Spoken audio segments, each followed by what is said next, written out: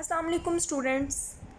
हम लोग फ़िज़िक्स का ईद से पहले तक चैप्टर नंबर 2 कंप्लीट कर चुके थे और ईद से पहले वाले 2-3 लेक्चर्स में हमने एक्सरसाइज के चैप्टर नंबर 2 के कुछ न्यूमेरिकल्स किए थे, जिसमें न्यूमेरिकल नंबर 1, 2, 3, 4, 6 एंड 8 मैंने आपको करवाया था। हमारे 4 न्यूमेरिकल्स रह गए हैं, 5, 7, 9, 10। 5, 7, 9, 10 न्यूमेरिकल जो है बच्चों, फ़िलहाल के लिए वो अभी आप छोड़ दें। वो करना है लेकिन मैं आपको वो बाद में करवाऊँगी। लेकिन आज जो हम स्टार्ट करेंगे वो स्टार्ट करेंगे चैप्टर नंबर 3 फ़िज़िक्स का, जो कि है डायनामिक्स। ठीक है, हमने इससे पहले चैप्टर नंबर 2 कंप्लीट किया था जो था काइनेमेटिक्स। आज हम जो स्टार्ट करेंगे वो है चैप्टर नंबर 3 डायनामिक्स। सबसे पहले हम चैप्टर नंबर 3 स्टार्ट करने लगे हैं डायनामिक्स, तो हम देखेंगे कि डायनामिक्स जो है वो होता क्या है। बच्चों, जब आप लोगों को चैप्टर नंबर 2 मैंने स्टार्ट करवाया था, मैंने आपको एक बात बताई थी कि मैकेनिक्स फ़िज़िक्स की एक ब्रांच होती है। ठीक है, हमने पढ़ा था मैकेनिक्स फ़िज़िक्स की एक ब्रांच होती है जो मोशन से रिलेटेड होती है। मैकेनिक्स को 2 कैटेगरीज़ में, 2 टाइप्स में डिवाइड किया गया था। फर्स्ट वन जो थी वो थी काइनेमेटिक्स, जो हमने चैप्टर नंबर 2 में पढ़ा, और सेकंड वन जो है वो है डायनामिक्स, जो हम चैप्टर नंबर 3 में पढ़ेंगे। बच्चों, काइनेमेटिक्स आपने पढ़ा था ऐसी ब्रांच जिसमें हम मोशन के बारे में स्टडी करते हैं, लेकिन कॉज को, उसकी वजह का मुतालिया नहीं करते। अब बच्चों, डायनामिक्स क्या होता है? डायनामिक्स जो है वो भी मैकेनिक्स की एक ऐसी ब्रांच है जिसमें हम लोग किसी भी ऑब्जेक्ट की मोशन को स्टडी करते हैं, प्लस उसकी कॉज को भी स्टडी करते हैं और साथ मुतालिया करते हैं कि वो बॉडी की हरकत की वजह क्या है। इस बात का भी मुतालिया किया जाता है। तो आप लोग अपनी बुक से डायनामिक्स की डेफिनेशन करेंगे कि डायनामिक्स क्या होता है। ठीक है बच्चों, ये आप लोगों की डेफिनेशन आप जब चैप्टर नंबर 3 स्टार्ट करेंगे, पहले पैराग्राफ में पेज नंबर ये 57 है। The study of motion of an object and cause of its motion. किसी जिस्म की हरकत का मुतालिया, किसी चीज़ की हरकत का मुतालिया, and cause of its motion, और उस हरकत की वजह का मुतालिया, मतलब अगर एक वो बॉडी हरकत कर रही है, वो क्यों मूव कर रही है, इस चीज़ की स्टडी को डायनामिक्स कहते हैं। उर्दू मीडियम वाले क्या करेंगे? किसी जिस्म की हरकत को ज़ेरे बहस लाए बगैर उस हरकत का मुतालिया डायनामिक्स कहलाता है। ठीक है बच्चों, ये आप लोगों का हो गया पहली चीज़ जो आप लोगों ने याद करनी है। ठीक है, अब हमारा जो अगला टॉपिक है वो है फोर्स। ठीक है बच्चों, फोर्स। अब अगर मैं आप लोगों से पूछूं कि फ़ोर्स क्या होता है, आप सबको लगेगा कि आपको फ़ोर्स के बारे में पता है, लेकिन फ़ोर्स की अगर आप डेफिनेशन करने में आए तो आप किस तरीके से करेंगे बच्चों? बच्चों, फ़ोर्स को डिफ़ाइन करते वक्त आप लोगों ने 5 बातों को माइंड में रखना है। फ़ोर्स जो है वो किसी जिस्म को क्या क्या करवा सकती है, ये 5 चीज़ें हैं। अच्छा, तो बच्चों फोर्स क्या क्या करती है, ये 5 पॉइंट्स आपके सामने लिखा हुआ है, 1, 2, 3, 4, 5। देखें बच्चों, अब फोर्स, एक फोर्स जो है मूव्स, हरकत में लाती है। बच्चों, अगर फॉर एग्जांपल यहाँ पे एक बॉल पड़ा हुआ है, वो रेस्ट की हालत में है, अगर आप इस पर यहाँ से फोर्स लगाओगे तो ये बॉल क्या होगा? मूव करेगा। मे बी वो बॉल यहाँ आ जाए। तो एक फोर्स जो है वो किसी जिस्म को हरकत में लाती है, मूव करवाती है। सेकंड पॉइंट है टेंड्स टू मूव। टेंड्स का मतलब होता है बच्चों कोशिश करना। टेंड्स टू मूव, हरकत करवाने की कोशिश करती है। फॉर एग्जांपल, यहाँ आपके पास एक गाड़ी खड़ी हुई है, ठीक है। अब आप इस पे इधर लगाते हो फोर्स। अब एक बंदा इधर फोर्स लगा रहा है, तो क्या ये गाड़ी मूव करेगी? नहीं मूव करेगी। लेकिन आप फोर्स क्यों लगा रहे हो? क्योंकि आप कोशिश कर रहे हो कि ये गाड़ी जो है वो मूव करे।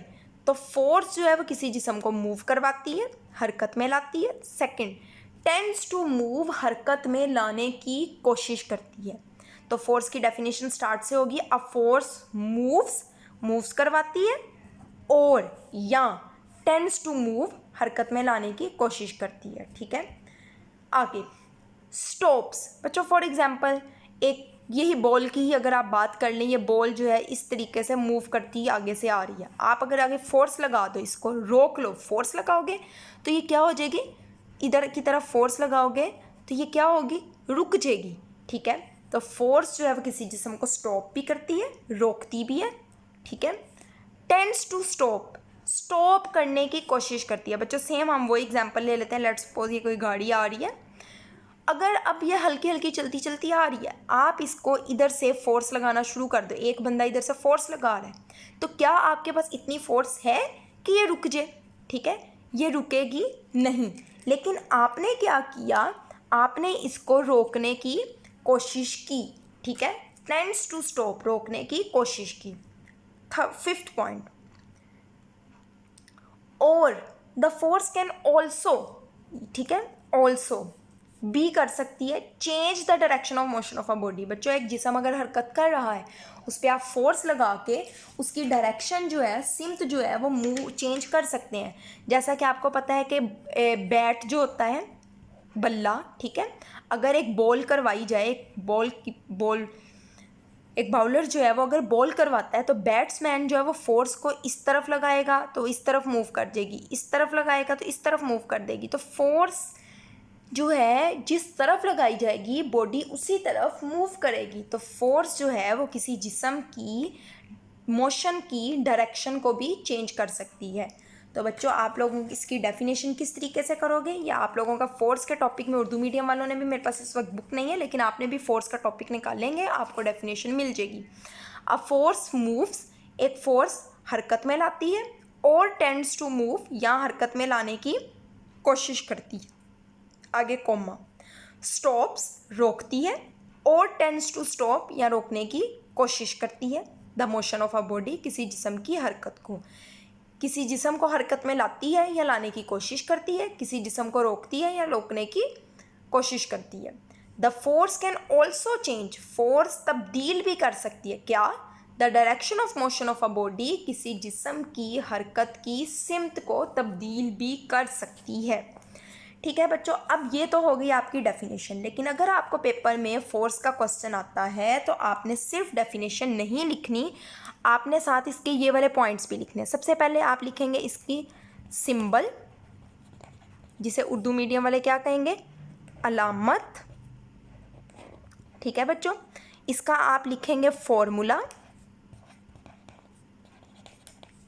उर्दू मीडियम वाले इसको फार्मूला ही लिखेंगे तारीफ के साथ। ठीक है, और लास्ट में आप इसका लिखेंगे SI यूनिट, उर्दू मीडियम वाले SI यूनिट ही लिखेंगे, और फिज़िकल क्वांटिटी चाहे लिख लीजिएगा, तबई मिकदार।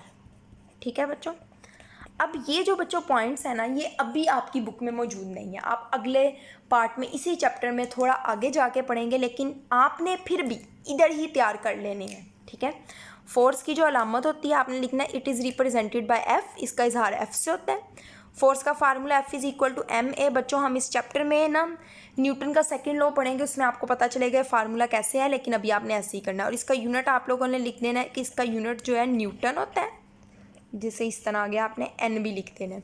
ठीक है, और ये एक वेक्टर क्वांटिटी है, वेक्टर मतलब जिसको मिकदार और सिमत दोनों की ज़रूरत होती है। तो बच्चों ये आप लोगों का हो गया फोर्स, जिसमें आप डेफिनेशन करेंगे, symbol, formula, unit, physical quantity. अच्छा बच्चों, तो अब जो हम स्टार्ट करेंगे नेक्स्ट टॉपिक, ये है इनर्शिया। ये अभी हम शॉर्ट क्वेश्चन ही कर रहे हैं, फोर्स भी शॉर्ट था, डायनामिक्स भी शॉर्ट था, इनर्शिया भी आपका शॉर्ट क्वेश्चन है। बच्चों गलीलियो जो हैं वो एक साइंसदान है, साइंसदान थे गलीलियो। इन्होंने एक बात कही, इन्होंने दो तरह के इज्साम की बात की। पहला जो था वो लाइट ऑब्जेक्ट था, दूसरा जो था हैवी था। लाइट का मतलब हल्का, हैवी का मतलब भारी।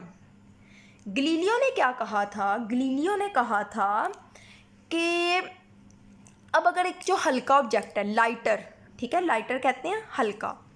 लाइट ऑब्जेक्ट दो तरह से हो सकता है, या तो वो रेस्ट में होगा या वो मोशन में होगा। सेम हैवी ऑब्जेक्ट भी दो तरह से हो सकता है, या रेस्ट में होगा या वो मोशन में होगा।